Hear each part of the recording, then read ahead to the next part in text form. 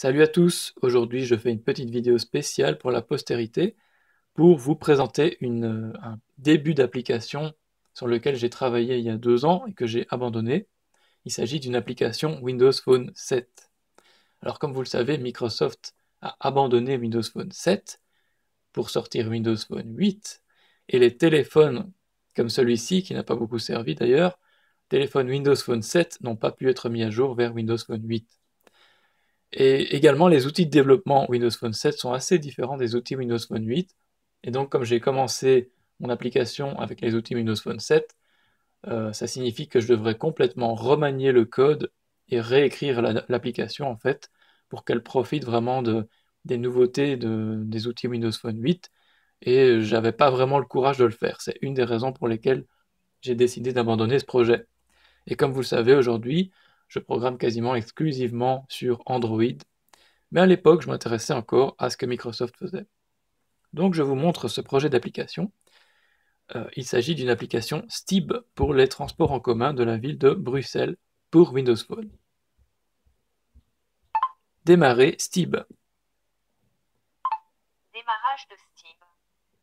Les commandes vocales, c'est tout à fait inutile, donc indispensable, c'est juste pour vous montrer que ça fonctionne. Et donc voilà, l'écran d'accueil vous montre la liste des lignes. Elles y sont toutes.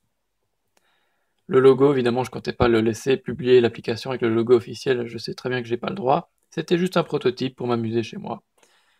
Et donc, à signaler que quand vous appuyez sur le B ici, en fait, vous pouvez sauter vers une catégorie de lignes, donc bus, tram, métro, Noctis directement. Donc une catégorie de véhicules. Donc j'appuie sur le T et voilà la liste des lignes de tram. Alors, lorsque vous sélectionnez une ligne, vous avez les deux terminus qui s'affichent. Vous choisissez et là, hop, petite animation. Le nom de la ligne part vers la droite et remonte en haut. Et la ligne colorée se dessine progressivement. Je vous le remontre avec une autre ligne pour que vous voyez bien l'effet. Hop, et là, la ligne apparaît progressivement. Donc notez que la position des véhicules en temps réel est affichée en bleu, ici. Pourquoi en bleu? Parce que c'est la couleur d'accentuation du téléphone. Donc ça veut dire que si dans les options du téléphone vous changez cette couleur, ça va également influer sur le look de l'application. Et donc, lorsque vous appuyez sur l'arrêt, vous avez donc les temps d'attente ici. Et donc pour la ligne sélectionnée, également pour les autres lignes qui passent par le même arrêt. Et en dessous, vous avez les infos du réseau. Et vous pouvez même voir les résultats du match de foot, puisque actuellement la STIB est en train de diffuser les résultats en temps réel du match Belgique-États-Unis. Donc les temps d'attente s'affichent encore une fois avec la couleur d'accentuation, ici en bleu, ce sont donc les temps d'attente en temps réel, mais vous avez aussi les horaires théoriques. Voilà.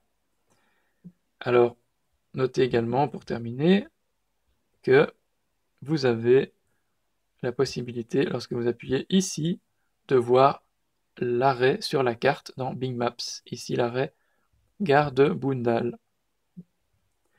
Voilà. Alors, lorsque j'ai arrêté le développement, il y a une fonction que j'avais vraiment envie de faire, et j'espère que si un jour la STIB fait une application officielle STIB pour Windows Phone, j'espère qu'ils vont s'inspirer de ces idées, et surtout de celle-ci, bon, que je n'ai pas faite, mais je vous l'explique tout de suite.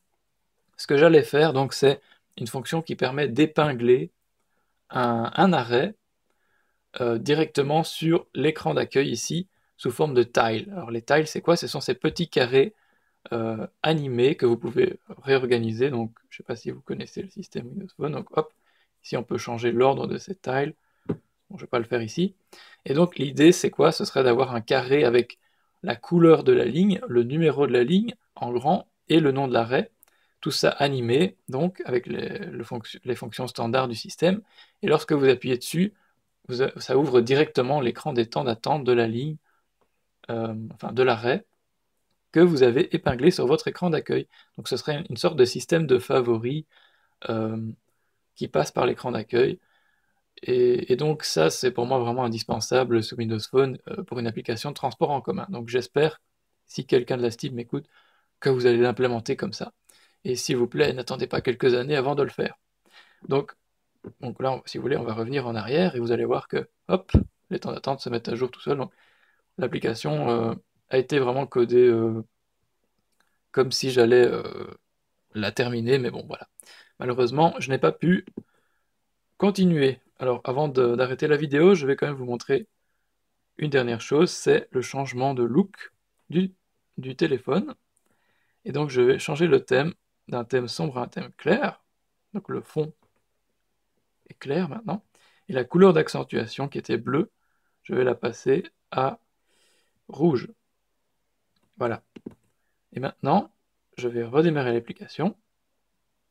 Et vous allez voir que le look s'est adapté. Donc maintenant, le fond de l'application est devenu blanc. Ici, la couleur est rouge.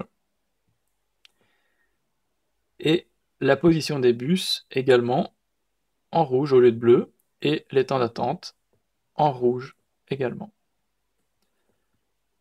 Donc le look de l'application s'adapte au choix de l'utilisateur. Ça aussi, c'est une fonction que je trouve vraiment importante et j'espère que si une application officielle voit le jour un jour, eh bien, toutes ces fonctions y seront.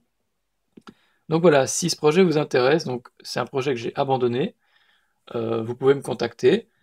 Si vous êtes développeur et que vous voulez le code source, même si c'est du code Windows Phone 7 et qu'il n'est pas hyper joli, il y a sûrement des morceaux à récupérer, je peux vous donner ça. Et puis, si vous êtes utilisateur et que vous voulez utiliser ça, parce que bon, il manque quand même les favoris, etc., mais ça fonctionne, c'est utilisable, eh bien si ça vous intéresse en tant qu'utilisateur, on peut s'arranger, je peux vous envoyer l'application, mais attention, vous devez avoir un téléphone développeur déverrouillé pour pouvoir installer des applications qui ne viennent pas du Windows Phone Marketplace, parce que bien entendu, je ne l'ai pas publié sur le Windows Phone Marketplace. Voilà, j'espère que cette application et cette vidéo vous auront plu, et si vous êtes intéressé, n'hésitez pas à me contacter. Merci, au revoir.